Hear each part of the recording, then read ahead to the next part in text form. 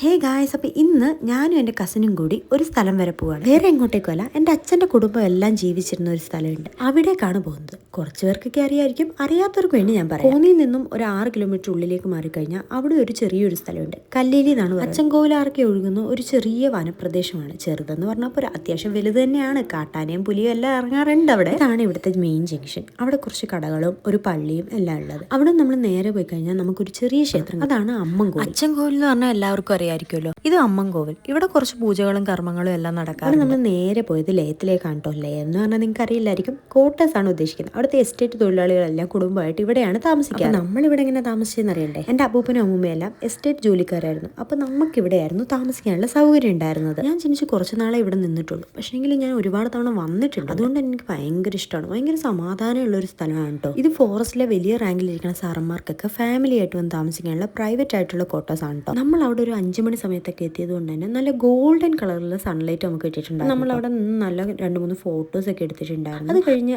ആന ഇറങ്ങുമെന്ന് പറഞ്ഞ് നമ്മളെല്ലാവരും പേടിപ്പിച്ചു. കാട്ടാനായതുകൊണ്ട് നമ്മൾ പേടിക്കുകയും ചെയ്യണമല്ലോ. നമ്മൾ പോയ എല്ലായിടത്തും ആനപ്പിണ്ടവും കിടപ്പുണ്ടായിരുന്നു. അതുകൊണ്ട് തന്നെ നമ്മൾ റിസ്ക് എടുക്കണ്ടെന്ന് വെച്ചു. കാരണം നമ്മൾ രണ്ടുപേരും മാത്രമല്ലേ പോയത്. അങ്ങനെ നമ്മൾ അവിടെ തിരിച്ചു വരുന്ന വഴി മയിലിനെയും പശുവിനെയും ഒക്കെ കാണാൻ പറ്റിയിട്ട്. അപ്പോൾ ഇത്രയൊക്കെ ഉള്ളൂ. ബായ്.